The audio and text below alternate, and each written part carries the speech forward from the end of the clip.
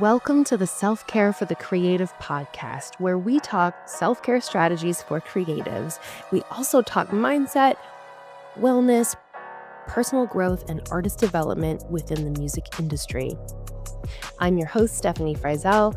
I'm an artist, author, and creative coach, and the founder of Stefani Fryzel Coaching, where we help artists, songwriters, and producers increase their impact, income, and visibility within a year with our artist development program. This season, we are diving deep into calling forth your next level. I'm so glad you're here.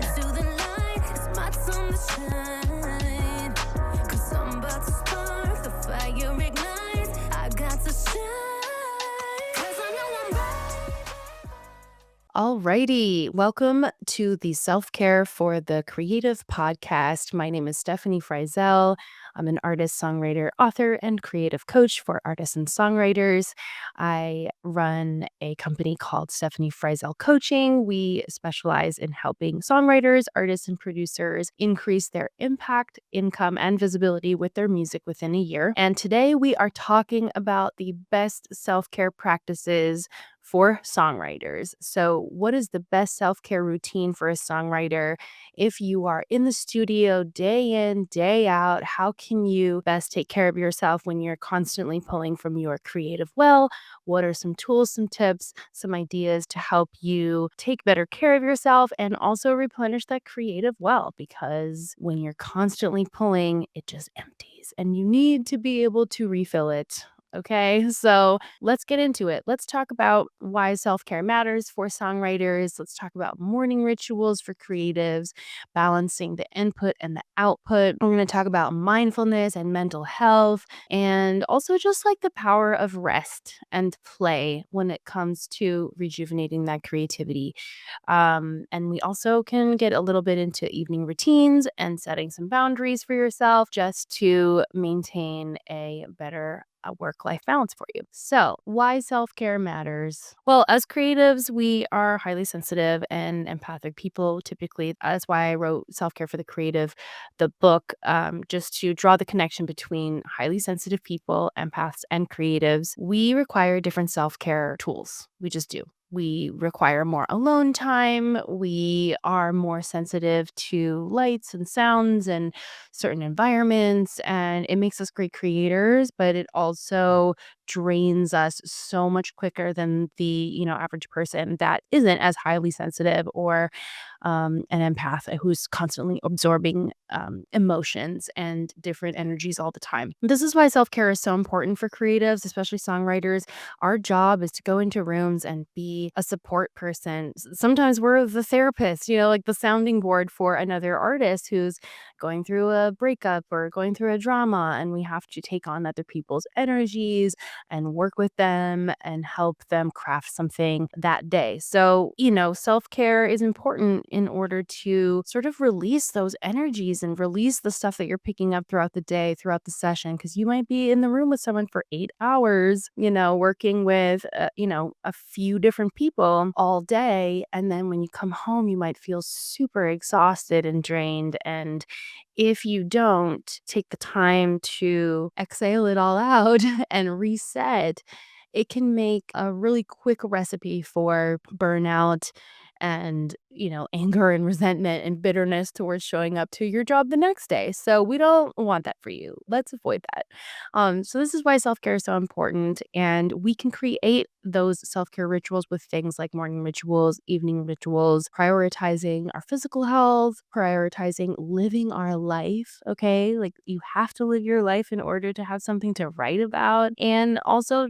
creating boundaries for yourself, because sometimes we aren't the best at creating a boundary for ourselves. It's like, there's something there that's not good for you, and you shouldn't spend so much time doing XYZ, and you do it anyway. So sometimes we have to crack down on ourselves and be like, you know what? This habit is not so great. I shouldn't be scrolling on TikTok for 2 hours at night. I'm losing out on sleep. I should probably catch up on sleep. You know what I'm saying? Whatever that thing is for you, we're going to just talk about ways that you can catch yourself and how to create more space for your self-care, whatever that looks like to you. Okay, so some morning rituals Here's some ideas for some morning rituals for songwriters. I've had the pleasure of working with a lot of creative, amazing songwriters and producers. And along the way, I've picked up a few different ideas from other people, in addition to the things that work best for me. One of the things that I love to do personally is do my morning pages in the morning. I love having that alone time, that quiet time. I light a little candle, I have a little crystal on the side, have my coffee, and I just take that first 15 to 20, sometimes 30 minutes of writing, just journaling, just having some quiet time to process my thoughts, think through my feelings, have a little self check-in. If you have time to do something like that, I really, really, really highly recommend just a little bit of quiet time in the morning before you go to your studio session, before you go to those songwriting sessions, just to create space before you go out into the world and pick up other people's energies for the rest of the day. So another one for morning, there's two more that I can give to you now that are just easy, quick go-tos that do make a huge difference in your morning and how the rest of your day goes. If you have a meditation practice, that's wonderful. Keep it up. If you've never had one before, never tried it, even just 5 to 10 minutes of meditation, again, that quiet time where you can just kind of clear your mind and, have an emptiness and have a nothingness. Because when you go into the studio session, it's kind of, you're packed, right? Like you're tapped into a different energy. You're getting inspired. You're communicating with other people. It's like there's no space, right? Whereas if you can have a little bit of a meditation practice in the morning, even if it's 10 minutes, you get to the spiritual gym, you get quiet, you get connected to something, and then it sets up your whole day in a completely different way. And then the other one, just real quick, is just movement. Any kind of movement in the morning. I don't know if yoga is your thing, Pilates is your thing, even just some light stretching, okay? We spend a lot of time in the studio, we sitting on a couch, right? We just sit there and we talk to our peers and we're writing songs and we're just chatting with each other, and there's not a lot of physical movement. So getting a little bit of a physical activity, even if it's just a stretch before you go, getting in tune with your body can make a big difference as well. So I just want to touch on a couple more things, and then I'm going to get to a few of the questions that sometimes come up when people are coaching with me in terms of their wellness and their mental health and how to balance that creativity with their self-care. And so I'll answer some of those questions in a sec, but I also wanted to just touch on the power of rest and play for your creativity. Okay. When you're a songwriter, it's your job. It's your job to go in there and make a song by the end of the day. And your job is to be creative and productive. Rest and play have this different connotation to it. Rest is quote unquote not productive, and play is sort of has this less seriousness to it in terms of getting shit done, right? But both of those components are so key in terms of rejuvenating that creativity. If you do not have rest, you cannot refill the well. And if you do not have a sense of play, some of your ideas are just going to be shit, right? If there's no sense of play, there's no way of introducing new ideas, fresh ideas, getting inspiration for other things. This is where playing with if you're a fan of Julia Cameron's The Artist's Way, where she talks about your inner artist, your inner child, and how she prioritizes doing artist dates and going on those little dates where it's something fun for your inner child and incorporating that sense of fun and that sense of play, because it is proven to boost your creativity. It just is. That's the way that it is. So prioritize rest and prioritize play in terms of balancing your creativity, and you'll see magical things happen when you do that. All right, the last quick thing I want to touch on is a wind down routine for the evening. So what is a great self-care routine for songwriters for an evening routine? So again, this could look very different for you guys. It just depends on what you're into. Again, I love to just have some quiet time, especially when I come home from the studio and I've often feel exhausted after a session. I'm just like, whew, that was great. That was fun, but I am tired and I need to unwind, right? So one of the things that I do that, especially if it's been a high absorbing day of different energies, one of the things I do is the emotion separation technique, which I talk about in a previous episode. So if you want to check that out, check out the emotion separation technique. I talk about it in my book as well. It's basically a technique where it allows me to let go of the energies that I picked up throughout the day and separate separate the emotions of others from my own emotions. So it just helps me kind of shake it off, because otherwise, if we don't do that, if you're an empath and you aren't aware that you're carrying other people's stuff around you all day, it really weighs you down and you don't even realize it, right? But if you have the awareness, which is your best friend, if you have the awareness that you're an empath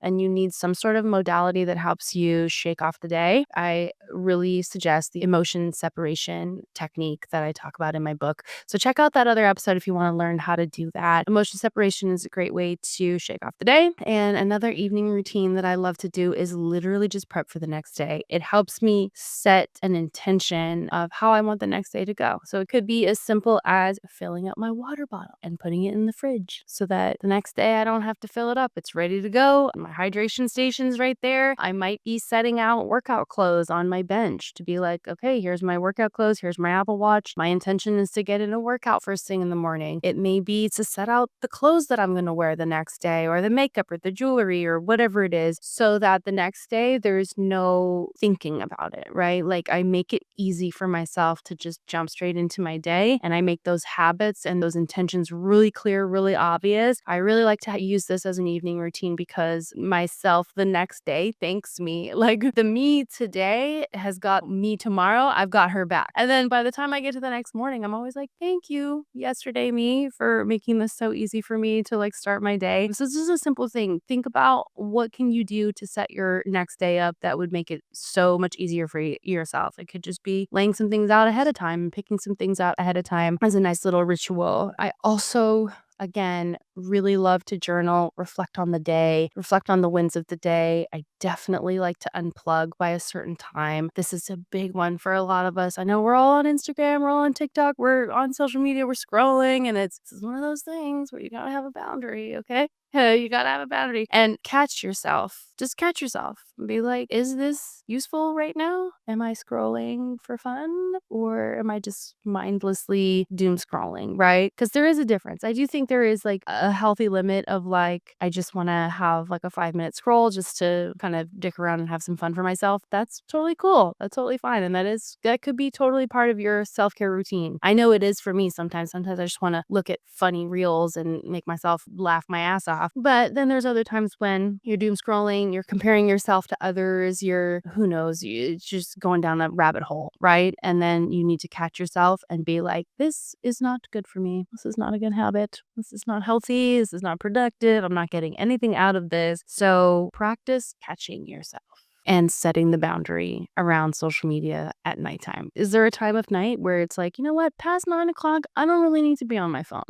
Whatever that is for you, you decide. All right. So those are a couple of ideas for self-care for every day. If you're a songwriter, you have to pull from your creative well all the time. Try some journaling, meditation, some movement, setting those boundaries, incorporating rest and play, and just have fun with it. Decide what's working for you and what's not. Just take some inventory and be like, okay, this habit's working, this one's not. And then just design it from there. Okay, so let's get into some questions really quickly, and then I'll send you on your way. Here's some questions I can touch on a little bit here. What are some daily habits or rituals that help you stay creatively inspired and avoid burnout? Cool. So I kind of touched on that a little bit already, but one thing I will add specifically for songwriters is listening to new music. If you don't already, I'm sure you do. I mean, it's part of our job to like be up to date with what you're listening to, but having a time, maybe it's once a week, where you listen to a new playlist with a whole bunch of new music that you've never heard of before, or it could be listening to a completely different genre so that you can get inspired by different songs, different styles, different lyrics, different production, giving yourself an audio sampler essentially, just to keep your ears fresh and give yourself new ideas. I know that some songwriters that I know personally, they definitely have a habit of doing that once a week where they just listen to all the latest songs and they're just kind of analyzing it and just kind of keeping up to date with what's going on in the current landscape of pop or R&B or whatever it is. So that's one thing I recommend for helping you stay inspired and also informed. And then to avoid burnout, kind of the things that I mentioned before, like rest. Rest is a huge one. Sometimes you need to take a break. Sometimes you got to take a break. Someone told me a really long long time ago that creativity is often like, like a farm where there's seasons of crops are growing at a certain time of year, but then a lot of the time the field is laying fallow, there's nothing growing there, and it just gives the ground and the soil time to get rich with nutrients and be able to grow things. So not every season is a fruit bearing season creatively. So if you treat yourself the same way and treat yourself like a living, breathing thing that sometimes actually needs full rest for a long period of time before you can, jumpstart that creativity, that's okay too. All right, let's get to a couple more questions. How do you manage the emotional highs and lows that come with songwriting and the music industry? How do you manage the emotional highs and lows that come with songwriting and the music industry? Well, it kind of just depends on what it is. The emotional highs and lows of songwriting, I think you have to go with the flow a little bit with your own creative process. Sometimes you're writing an emotional song that requires you to cry and get into something really difficult for you emotionally. And then I would suggest when that happens, have a self-care routine after that happens, right? So if you're having to write about something difficult, something traumatic, something really that's just like emotionally heavy for you, make sure that when you get home that day, you have a bath or you have your cozy pajamas waiting for you or whatever it is. Like, have grace with yourself. Treat yourself kindly, because when you are pulling from a dark place to write songs, it's hard and you need to be gentle with yourself when you do that. And other days you might be writing songs that are fun and, don't really have that emotional wear and tear. But when you do, that's something to think about for sure. And it'll make it easier for you to write those songs and to care for yourself in the process. In terms of highs and lows of the music industry,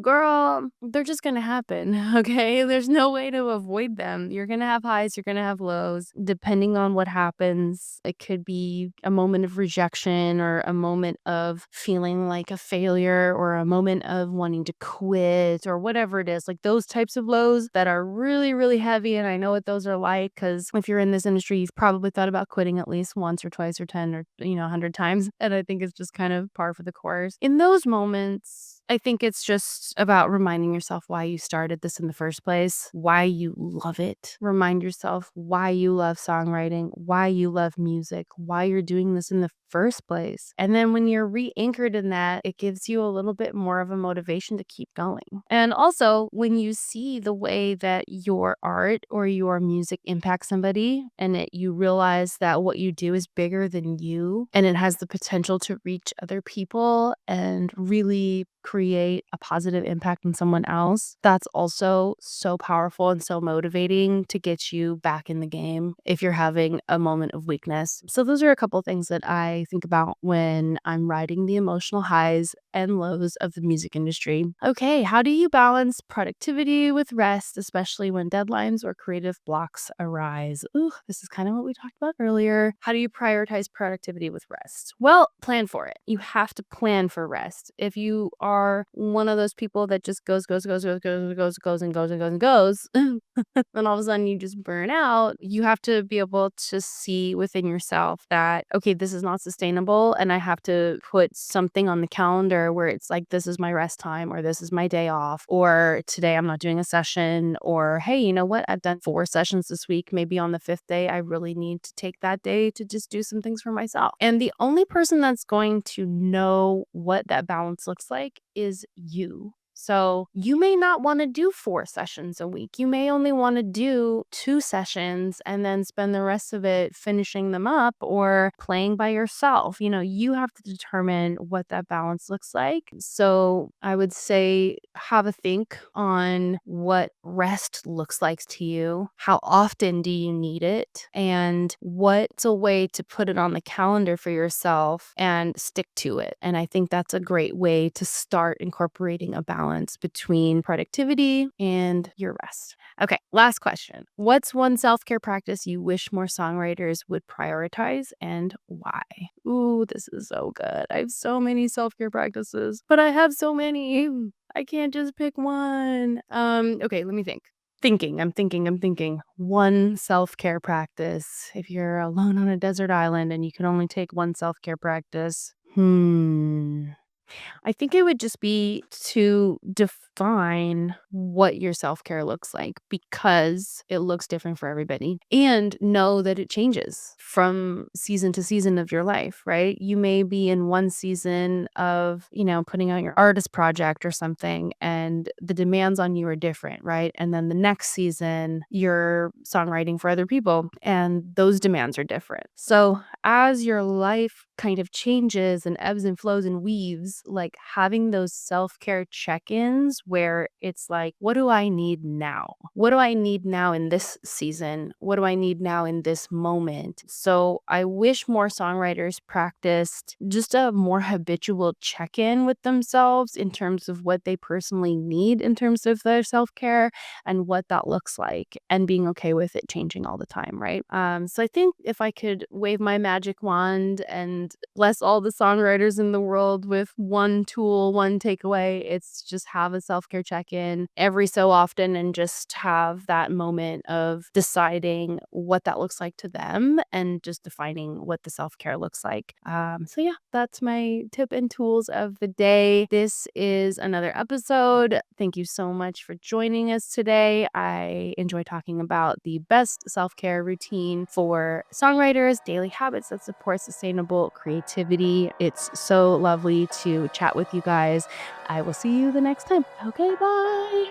Thank you so much for listening to the podcast. If you're an artist, songwriter, or producer looking to rise to your next level, come join us at the Songwriter Series for music mentorship from hit songwriters. Or join us at our annual Hitmakers Songwriting Retreat this October in Los Angeles. For more info on all our events, visit stefanifryzel.com or just email us at info@stefanifryzel.com. For more self-care gems, check out my book, Self-Care for the Creative. And don't forget, self-care is always within reach, and your greatest masterpiece will always be you.